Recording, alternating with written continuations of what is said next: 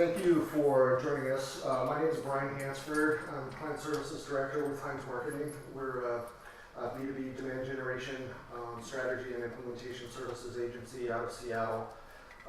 We have been advocates and big fans of Full Circle for almost 4 years. We have several clients that use Full Circle, and it's just fantastic to always engage with and learn how everybody's becoming a much smarter math marketer. So I want to introduce the rest of the panel here. We're going to be talking about sales and marketing alignment, which is a very common theme. And I think you'll hear a lot of the points that will align with actually what Adam was just talking about. But I'd like to give the opportunity for each one of the panelists to introduce themselves. Elle Woulfe, Amar Chahal, and Ellen Kindley. So if you guys like to give your intro, title, what you do, and then we'll just jump right in. Is this on? Yes. Oh, hi, everybody. Hi, I'm Elle Woulfe from the VP of Marketing at LookBookHQ. I am not just a professional panelist. I actually do marketing. And we're a pretty early stage marketing technology company out of Toronto. I am actually not out of Toronto. I'm the only American who works at LookBook. I live outside of Boston. Hey everybody, I'm Ellen Kindley. I'm with QASymphony. I'm our Director of Revenue Operations. We are about a 70-person company. We have basically a CRM for your quality assurance testing, so platform for test case management, and I am in charge of kind of all of our marketing, sales, and customer success operations, strategy, and process. Hey guys, my name is Amar Chahal. I'm the Revenue Operations Team Lead with a strong focus on data. I'm at Vidyard. We're a Canadian company just about an hour west of Toronto in a nice city called Kitchener. We're a video marketing platform. We help people distribute, manage video content, and we do a lot of really cool analytics with it as well. Yeah, that'd be great. Great, thanks guys. If you want to talk with these folks after the event, there's some serious cranium power here, so I encourage you to have one-on-one hallway conversations with these guys. They're really fascinating, some great ideas. They're doing some very innovative things. So with that, let's jump right in. So we're going to have 5 points that we're going to talk through on sales and marketing alignment. The first point that I want to get into and learn from the panel here is how we actually map what the path to success is from leads to customers. This is one of my all-time favorite infographic that, I wish more infographics were created like this, but this is Menard's chart that he actually created in 1869 of Napoleon's terrible march to Russia and back, and it just shows how many of his soldiers died along the way. But basically, we want to figure out, we want to get on the same page on how we map that process. And Elle, love to hear your insights on start with you. So, it's definitely a chaotic journey. As you know, most of us, we sell to businesses and we market to people, and so that adds a lot of complexity to it because you have lots of different people getting involved and touching different things. And so I think it starts with number one, like the softer, squishy side of it, which is just mapping out what that journey should look like and making sure you're always pushing people sort of the way that they need to go to get to the end, and making it less chaotic and making sure there's no doors and dead ends, slamming in their face. And then I think it starts with sort of like what this whole thing is about, like alignment and clear goals and definitions, and knowing, I've always worked on marketing teams where marketing had owned a specific portion of revenue and pipeline, and we were really clear about how we were going to measure that and tie it back to the things we did at the top of the funnel. And before I had great technology to do that, we did it very manually. I worked at Elle Woulfe for 4 years, and we were like the cobbler's children. Like everything was done manually, everything was done in Excel. But there was a discipline around it. Like at the end of the day, you were going to figure out, even if it was going to be through brute force, how much you impacted. So I think I think discipline's an important element. You have to care about it. I think organizationally you have to care about it, because if marketing's the only people who care about, like, hey, look what we did, like, it doesn't really matter. And companies that I think are able to make an impact and really measure and track this stuff, it's because everyone cares almost from the top down. Right. Ellen? Just to expand a little bit on that, I think the first thing that you should think about is designing your sales process and framework, and then fitting your technology to meet that strategy. So a lot of times I think you think about your CRM, you think about the tools you have, and you sort of, okay, well, we can do it this way because our technology allows this. Well, you should really think of it like, we should do it this way because it's the best way for the business, and now let's build our technology and allocate the resources where we need to make sure that our technology is working for us. And then secondly, expanding more on what you said about having to care about it, but it's a constant auditing. So you can design, I design our process and I roll it out to the sales team. Well, I'm going to talk to them about it every single day until I know that, and I believe and I really trust beyond the shadow of a doubt that they are following the process. So we're a B2B SaaS company geared towards mid-level to enterprise customers, and we find that revenue is indicative of what marketing did 3 to 6 months ago, right? So when we talk about holding marketing accountable to revenue, it's not the best thing to look at as a forward-looking metric. What we find is much more valuable is looking at the growth in sales qualified opportunities, right? If you want, let's say your MRR to grow at something like 10%, then you always want your SQOs to grow month over month about 10 to 20% faster to account for variability in close rates. Yeah, and that gets into you, it helps you with your velocity as well, right? Exactly. So, Yeah. great. So we look at mapping the process. I don't know how many organizations I've worked with, and I'm sure everyone here has. Sales and marketing teams have different definitions of leads, opportunities, and even customers. And with that, actually one of our clients right now that we just started with, sales team will have a definition of a lead that is actually what many marketers would consider an opportunity. And the sales and marketing teams don't talk to each other. They don't have an agreed upon definition. So, I had some diplomatic pictures up here I thought they were kind of funny. Khrushchev, I'm a Cold War kid, so Khrushchev pounding his shoe on the podium at a famous UN presentation, Obama and Putin obviously not getting along very well. But then you got Clinton and Yeltsin, they were always buddies. So I think you have to find that agreement and actually talk to each other and figure out, come to an agreement on what those definitions are, because otherwise you're going to be measuring totally different things. So, Albert, you want to? Sure. Yeah. So from a demand gen perspective, every Monday morning we brief the SDR, BDR, and AE teams on campaigns that we're running for the week, and we actually change rules of engagement based on the campaign. Right? We tell them how hot the leads are going to be coming in, and so they know what to expect when they get the leads in, and there's an agreed upon definition of what's going to be in their queue.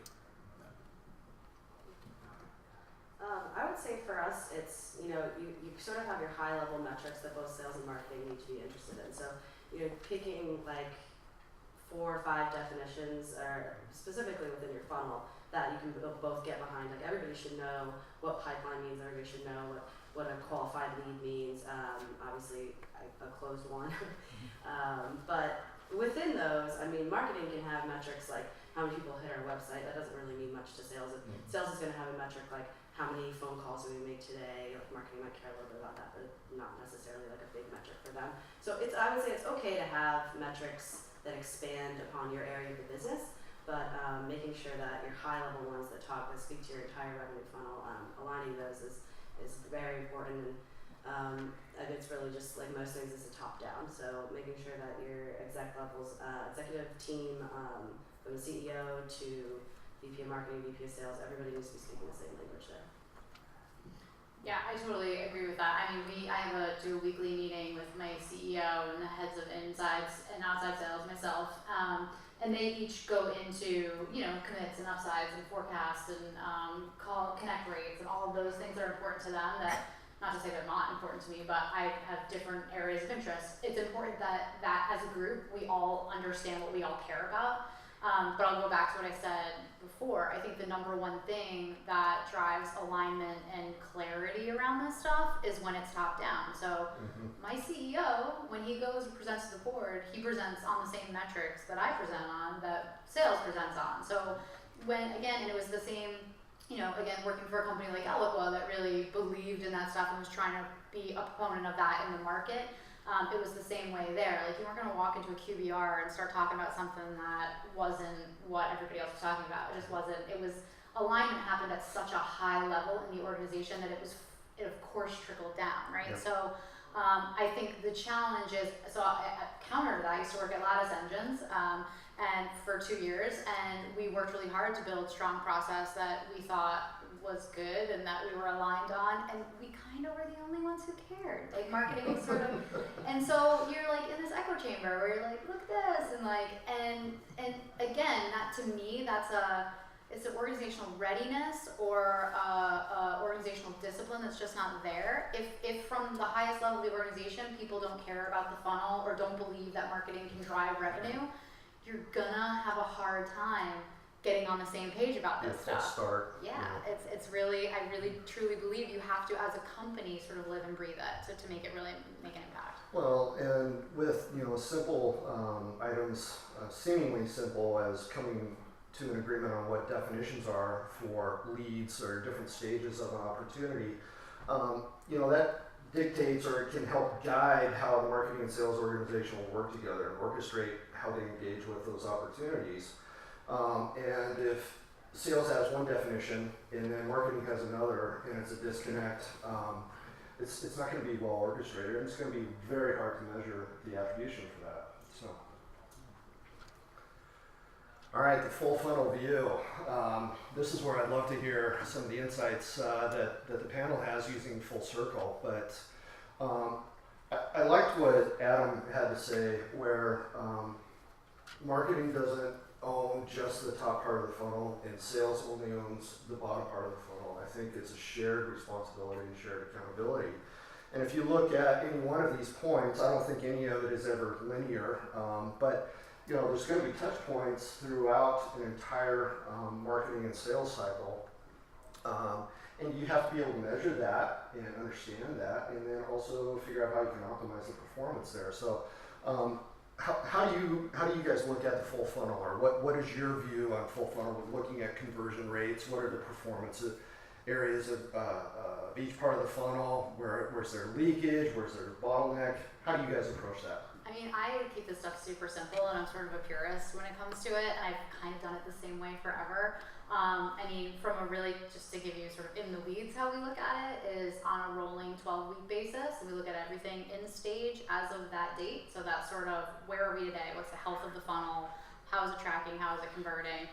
We actually use Full Circle in an active mode, so we track it for both sales and marketing, which I think is really important. We also track it from tippity top to way down bottom. Like, I have in our funnel, which is weird. Some people will think this is weird, but we have like multiple opportunity stages. So we go all the way into like solution and commit, and we track that as part of the funnel.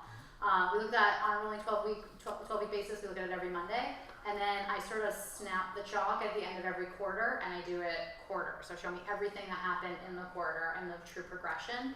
So you're getting sort of that real time, look at, are we doing enough? I mean, this all starts with also having a goal. Like, so sales has to have a goal, marketing has a goal.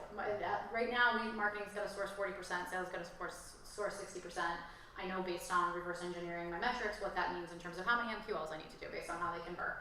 You look to see, are we converting things at the right rate, and are we putting enough in the top? And then you sort of, on a quarterly basis, you look back and say, okay, and one of the things I'm comparing is actually performance of the sales funnel versus performance of the marketing funnel. And for us, they perform very, very differently. And that tells us a lot about how we got to allocate resources and time and money and things like that.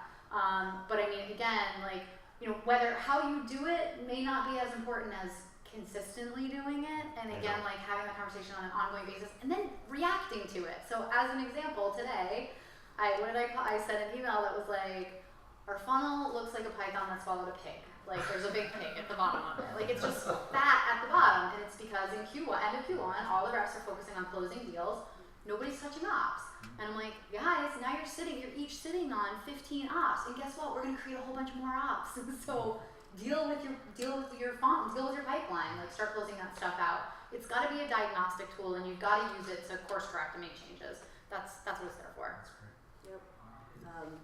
Yep. So for us, we just implemented Full Circle in February, so we're just now starting to get some good data. This is the second company I've used Full Circle, and it was actually one of the first things I did when I got to QASymphony was say, hey, we don't have a sales analyst. What are we going to do to get all of our conversion rates and our metrics in this great tool? Like, let's go ahead and buy it. So it's one of my first initiatives, and it's cool to see this data rolling in now. So I'll just give an example of one thing we're doing. So we're tracking right now our bottom of the funnel leads that come in. So those are, we consider those like our trials or our demo requests or contact us, versus our top of funnel, which are like our ebooks or our downloads or stuff like that. So right now we have an initiative to increase conversion rates amongst our bottom ones because we figure they're low-hanging fruit and they're, there's a potential there to kind of capture some easy wins. And without a sales analyst to be pulling this stuff into Excel every day, how am I going to like quickly have a dashboard that tells me how I'm trending on my conversion rates? Well, this is really what we use Full Circle for. Is like, what are all the little, we're a startup, we're small, we're trying different things every day. We're saying, hey, this might be a good idea. Let's test it out. We're nimble. We can do this. How are we going to track it without reinventing the wheel every time we want to track a new initiative? Well, if we have the infrastructure already in place, which we do, now I can track and I can really speak with confidence. And a lot of the times, the world without Full Circle is like, oh yeah, we have this data. Maybe it's not 100% accurate, and there's always a caveat there. So it's good to be able to speak to 100% truth, and we're all aligned right there.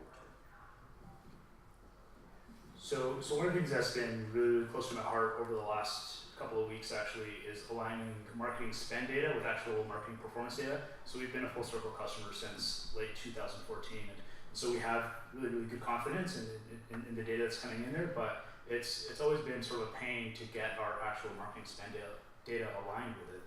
And so one of the things we've done now is we've gone to the Dimension team and said, hey, you guys own spend data, and we've built out some custom objects within Salesforce, and now we have that data aligned to how the funnel performs. So it gives us a really, really good view of overall ROI. And if any of you guys are interested in learning how we did that, just come talk to me after. I can share.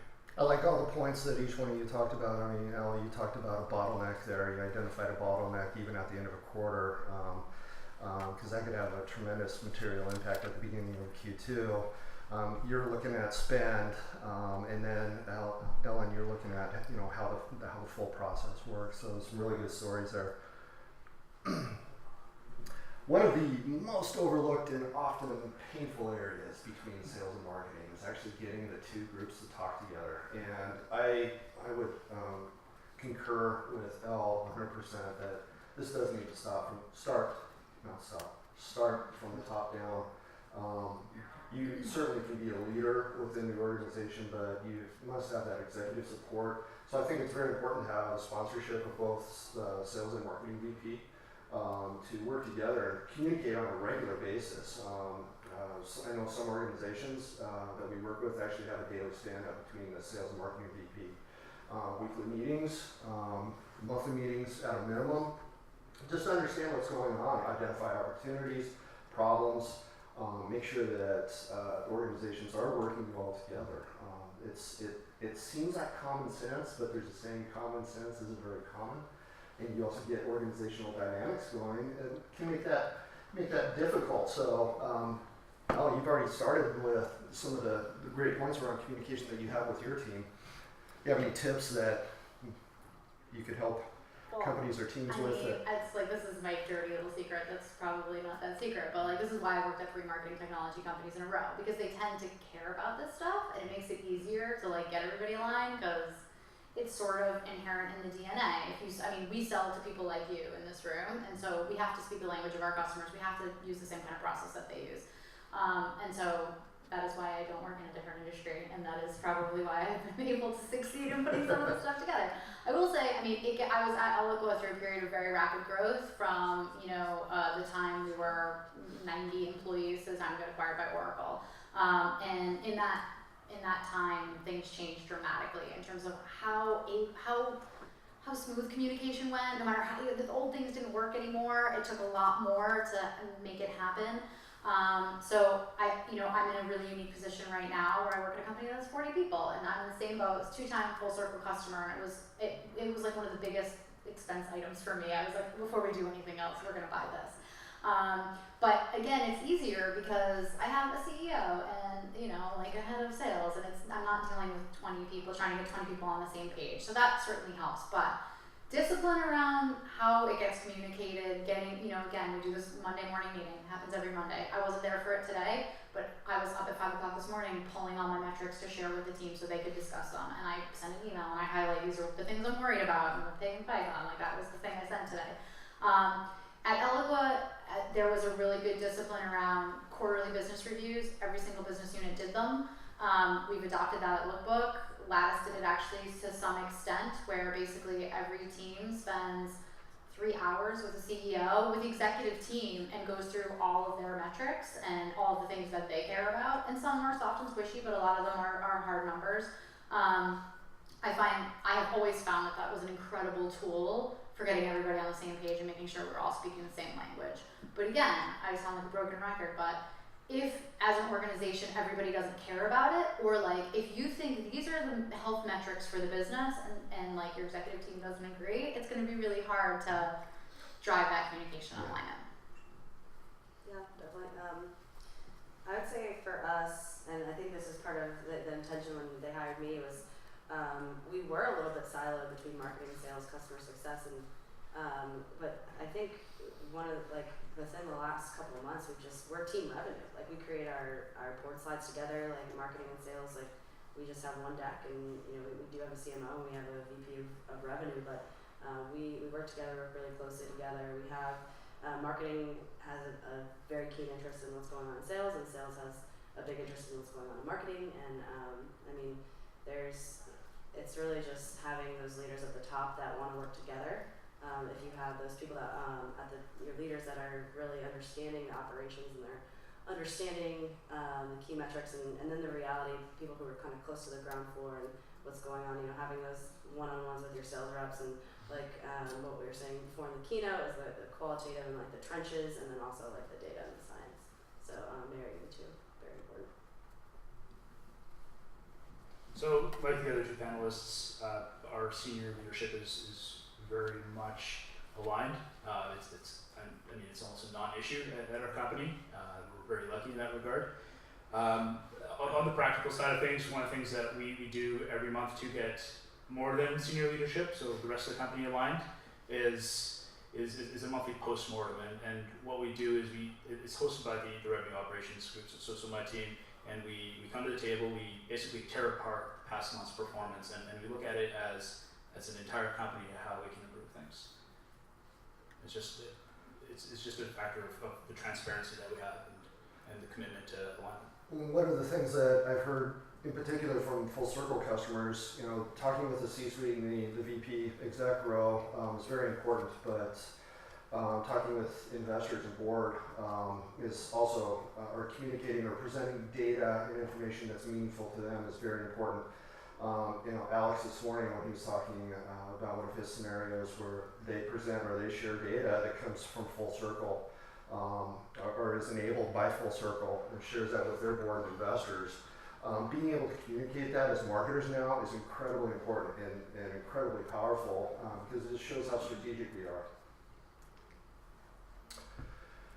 Agile Mindset. So one of the things I love about Full Circle, or just data in general, if we're looking at it the right way, it can be actionable. And we can identify opportunities and problems, and be able to, the overused word, pivot, right? So we can identify those opportunities, adjust, and move forward. So Elle's example of identifying the bottleneck in the funnel, I think that's a perfect example of having that agility, identifying that and bringing that up to the executives at the top that we need to adjust. So Amar, what are some examples of agility that you guys might live and breathe at Vidyard?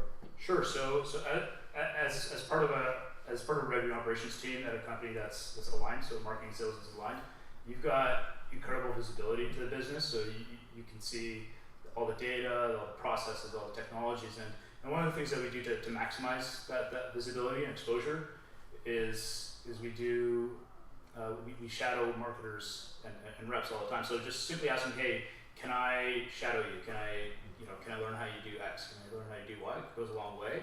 But then it's one thing to identify problems, but to actually be able to tackle them is another story. Actually, it's what I'm talking about at 3 o'clock. Come check out my talk. It just comes down to talent on your team, right? So do you have the chops to make it happen? Yeah, and I'd say this is probably my favorite one, because this is actually why I love working for a small company too, is because you can be agile and you can pivot and you can, it's funny, I was talking to my dad actually and telling him how I really like working with startups because you can pivot, and he's like, oh, does that mean that you like failed? And I was like, well, yeah, that idea that you wouldn't fail is like laughable. Like, you just need to be able to kind of like fail. It's one of our core values actually, is fail fast and move on and learn, and just being able to have the data to tell you when you're failing is really powerful too, because you might say, well, but we're actually, it's going to come in, but if you have all these metrics, you know like what success looks like, and you know what failure looks like, and you move on from there. So we recently got a CFO who came from like a much larger company than we are. And like last week he asked me if I could give him, in the middle of trying to raise money, and he asked if I could give him my annual marketing plan, and I like laughed at him. I was like, I haven't made an annual marketing plan ever. I tend to think in weeks and days and weeks, not even months.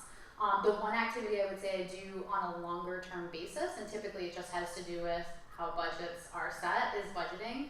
I tend to at least do big, broad buckets of where I think I'm going to put money on an annual basis. Not in my current role because I don't have a budget, but in the past when I managed a $5 million budget, like I had to kind of know roughly where that was going to go. Beyond that, I think I break things into sort of two categories of like air cover, or the things that are happening all the time, right? Like your nurtures and your scoring and like the things that are keeping the lights on and keeping the engine running. Everything else can be really reactive. Even insofar as we do a postmortem on every single event, and we do spend a bit of money on events. And I just feel like if you're going to spend that kind of cash, that you should get every ounce of goodness out of it. And so really quickly we decided, will we do that event again, or will we do something like it? And right now we did a QBR just last week, and we looked at sort of major sources of where qualified demand was coming from, and now what we double down on, like these are the 3 things we got to do more of. So it takes the insight and the data to be agile. That's right. You need to have it because you have nothing to react to otherwise. This will be going into this quarter, this will be my first quarter with a goal. I didn't have a goal because I didn't have data to build a goal. I had no idea what we were capable of. Now I was like super excited to set an opportunity goal for marketing and translate that up to what we need to do at the top of the funnel. Having a goal is awesome. You have something once a week to react to. How are we doing against this goal? Like, it's great, right? And I'm firmly of the mindset that marketers should carry a number and they should be compensated against it, because it drives right behavior, and suddenly people on your team, on the marketing team, who don't think they have anything to do with revenue creation, understand what their role is in revenue creation, and it's around urgency and being able to react and do things quickly. Great. Are we out of time? Okay. Thank you all very much. Serious great ideas, some fantastic things that they're doing. Thank you so much for your time.